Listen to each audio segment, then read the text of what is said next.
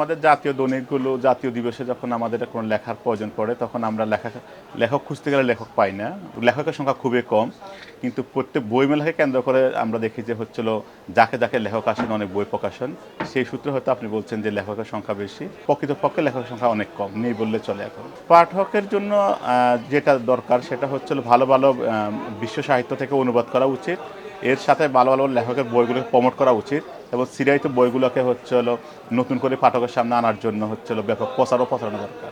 আমাদের প্রকাশনা শিল্প অনেক এগিয়ে গিয়েছেন, প্রকাশকরা অনেক টাকা লগ্নি করেন। তো সেক্ষেত্রে বই যখন কম বিক্রি হয় তখন সেক্ষেত্রে প্রকাশকরা নিরাশ্রিত হন। পরবর্তীতে তারা বই অনেক প্রকাশক দেখা যাচ্ছে ধীরে ধীরে হচ্ছে নতুন বই অথবা নতুন লেখকদের বই প্রকাশ করতে অনীহা প্রকাশ করে। মানসিকতার ব্যাপারে আমরা সাইজ স্টলে অথবা হচ্ছে বন্ধুদের আড্ডায় অথবা বিভিন্ন রেস্তোরাঁ আমরা প্রচুর খরচ করি এবং শপিং মলে অনেক প্রচুর খরচ করি, কিন্তু সেই ক্ষেত্রে আমরা একটা বই কিনতে গেলে বই পৃথিবীর সেরা বস্তু, মানে সেরা একটা জিনিস, কিন্তু বই কিনতে আসলে আমাদের কাছে মনে হয় এখানে অনেক বেশি হয়ে গেছে, দাম অনেক বেশি।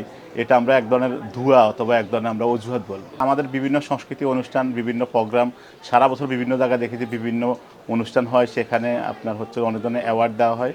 তো আমার কাছে মনে হচ্ছে পৃথিবীর সেরা পুরস্কার হচ্ছে বই। বইটা দিলে অন্ততপক্ষে মানুষ বইমুখী হওয়ার একটা হয়তো সৃষ্টি হতে পারে আর কি। আমাদের পৃথিবীর বহু দেশে এখনও বই নিয়ে মানুষ প্রচুর গবেষণা হয়, প্রচুর বই প্রকাশ হয়, কোটি কোটি বই সেল হয়, মানুষ বই পড়ে এবং বই নিয়ে মানুষ একেবারে একটা উন্মোদনা আছে। সেই ক্ষেত্রে আমরা ব্যতিক্রম জাতি, আমাদের এখানে বই একেবারে আমরা পড়ি না। সস্তা কন্টেন্ট ক্রিয়েট আমরা অনেকে এখন আমাদের ইলেকট্রিক ডিভাইসের কারণে, মোবাইলের আসক্তির কারণে আমরা রিলস দেখি, টিকটক আমরা দেখি, ফেসবুকে ভিডিও দেখি, সেই ক্ষেত্রে আমরা বই থেকে একেবারে বিমুখ হয়ে গেছি। সেটা বই পড়ে হাতে গোনা কিছু লোক, একবার খুব কম সংখ্যক মানুষ বই পড়ে। চিন্তা থেকে জয় বইটা আসলে হচ্ছিল, এটার হচ্ছিল 60টা অধ্যায়। আমরা সেখানে জীবনযাপন, পরিমিত বোধ, মানুষের আমাদের যে দৈনন্দিন যে আমাদের জীবনের যে রুটিনগুলো এই বইতে উল্লেখ করেছি এবং আমরা ভয়কে জয় করার চিন্তা করেছি এবং ভালো চিন্তা ভালো ফসল দেয়, ভালো চিন্তা ভালো কর্মের প্রতি মানুষকে আগ্রহী করে তোলে। এই সমস্ত বিষয়গুলো আমার ওই বইটাতে তোলা। আমি প্রজন্মকে বলবো, আমাদের জাতীয় গ্রন্থকেন্দ্রে একটা স্লোগান আছে, পড়িলে বই আলোকিত হই, না পড়িলে বই অন্ধকারে রই। বেশি বেশি বই পড়তে হবে। বই পড়লে আমরা অনেক কিছু শিখতে পারবো, জানতে পারবো। আমাদের মনন ও মগজে, বিশেষ করে আমরা যারা হচ্ছে তরুণ আছি, আমরা অনেক কিছু জানতে পারবো। আমাদের ভবিষ্যৎ প্রজন্মের জন্য আমরা হচ্ছে সুন্দর একটা পৃথিবী গড়ে যেতে পারবো। এই জন্য বেশি বেশি বই পড়া উচিত। আমাদের ধারাবাহিকভাবে আমাদের যে বই মেলাগুলো হয়েছে তার মধ্যে এই মেলাটা একেবারে ব্যতিক্রম। কারণ হচ্ছে হলো রমজান উপলক্ষে মানুষ হচ্ছে হলো এবাদত বন্দেগীতে মশগুল থাকেন এবং অনেক ঈদের কেনাকাটা থাকেন। সেই ক্ষেত্রে পাঠকের উপস্থিতি মেলাতে খুবই কম, এই জন্য মেলাটাকে একটু ফাঁকা ফাঁকা মনে হচ্ছে। আমি দেখেছি আমার শৈশবটা এরকম ছিল যে প্রত্যেকটা স্কুল, প্রাথমিক বিদ্যালয়, উচ্চ বিদ্যালয় এবং হচ্ছে কলেজ এবং হচ্ছিল বিশ্ববিদ্যালয়, প্রত্যেকটা জায়গায় পাঠাগার ছিল। সেখানে ছেলেমেয়েরা বই নিত, বই পড়তো, বই জমা দিত, আবার নিত, প্রতিযোগিতা হইতো। অনেকে অনেক গল্প আমি দেখেছি। ক্লাস 7-এর ছেলে শরৎবাবু পড়ে শেষ করে ফেলেছে। আমি ক্লাস 8-এ দেখেছি শীর্ষেন্দু মুখোপাধ্যায় পড়েছে। এখন সেই জিনিসটা আর নাই। এখন আর মানুষ, এখন ছেলে মেয়ে হচ্ছিল ফেসবুক, ইউটিউবের প্রতি বেশি আসক্ত। আর স্কুল কলেজগুলোতে এখন ওইভাবে পাঠাগার নাই।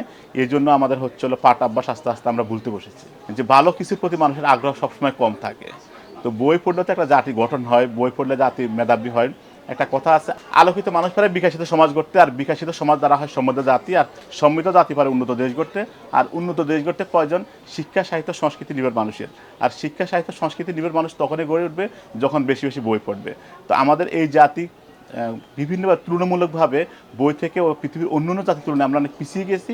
আর এটা আমার খুব সামনের দিনগুলোতে আমি একটু হতাশা অথবা আপনার হচ্ছিল আমি এটা একটু নেগেটিভই দেখতে পাচ্ছি, যে আসলে বইয়ের প্রতি আমরা নিরাসক্ত হয়ে গেছি, সেটা আর হওয়ার সম্ভাবনা মানে খুবই ক্ষীণ।